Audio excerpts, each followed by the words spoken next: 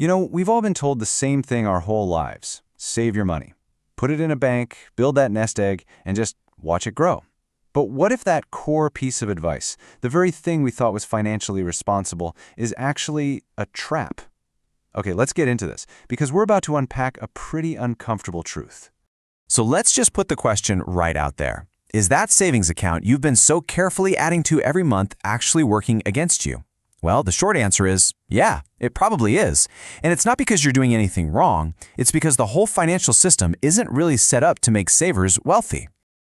And here it is, the main point of this whole thing. Saving money the old-fashioned way, the way our parents and grandparents did, is a guaranteed way to lose financial ground over time. Think of it like a slow, silent leak in your financial boat. Today, we're going to show you exactly where that leak is and, more importantly, how to patch it up for good. All right, so the first and biggest force working against your savings is this invisible thief you've probably heard about but maybe haven't seen in action: inflation. Let's break down exactly how it eats away at every single dollar you have sitting in the bank. Okay, just look at this chart for a second. That tiny little bar on the left, that's the interest you're getting from your savings account. We're talking 1, maybe 2% if you're lucky. Now, compare that to the average inflation rate. That's how fast prices are going up, which is usually around 3 to 4%. And just look at recent years. It's been as high as 8%. It's so clear when you see it like this, your money is losing this race, and it's not even close. So, what does this actually mean in real dollars? Let's make it simple. Say you have 10 grand in a savings account. At a 1% interest rate, the bank gives you $100. Cool. But if inflation is at a pretty normal 3%, that means the cost of everything else in the world just went up by $300. Your new total of $10,100 can now only buy what $9,700 could buy last year. You didn't gain $100, you actually lost $200 in real-world buying power. You are literally paying the bank for the privilege of holding your money. But inflation is only half the story. The other half is what the bank is actually doing with your money while you think it's just sitting there safely. So, let's pull back the curtain on how the banking system really works. The whole thing runs on a system called fractional reserve banking. It sounds super complicated, but the idea is actually really simple. When you deposit your money, the bank is only required to keep a tiny little bit of it on hand. The rest of it? Oh, they're lending that out to other people for mortgages, car loans, you name it. And this is their business model in a nutshell. Step 1, you deposit your money. Step 2, the bank immediately turns around and lends that same money out, charging somewhere between 5 and 20% interest. So they might make $1,000 or more off your deposit in a single year. And what do they give you in return for providing all the cash? $100.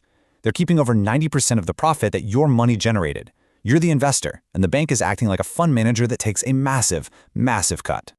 Okay, so if saving is a losing game, then what in the world are you supposed to do? Well, how do people who actually build wealth handle their money? I'll tell you one thing, they don't let it sit still. They put it to work. Let's talk about how they do that and how it creates a totally different financial future. So instead of just saving, wealthy people invest. They put their money into assets that are actually designed to grow faster than inflation. The 3 most common tools are pretty straightforward. First, index funds, which are an easy way to own a tiny piece of hundreds of the biggest companies. Second, something called a high-yield savings account, which is a much smarter home for your emergency cash. And third, other assets, like real estate or individual stocks that tend to grow in value over time.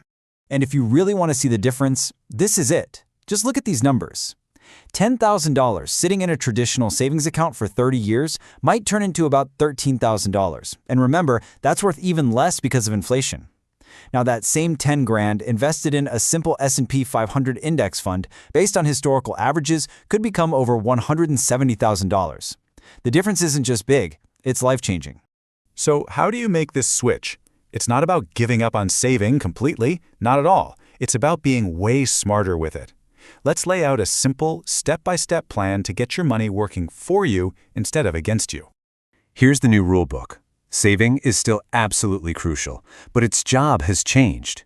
You 100% need an emergency fund, enough cash to cover 3 to 6 months of your living expenses. But that money does not belong in a regular savings account. It belongs in a high-yield savings account, where it can earn 5, 10, even 20 times more interest. Everything else, any money beyond that emergency fund, that's your investment money. And the action steps here are incredibly simple.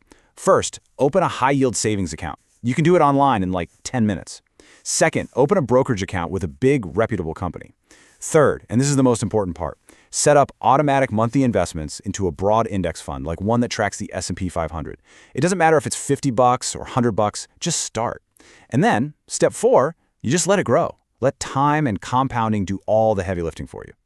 So let's end with this one thought. We were all taught that saving was the goal. But that's not quite right. Saving is the foundation. It's the solid ground you stand on that gives you security. But investing is how you build the skyscraper. That is how you actually build wealth. So the real question is, are you ready to stop just laying the foundation and start building?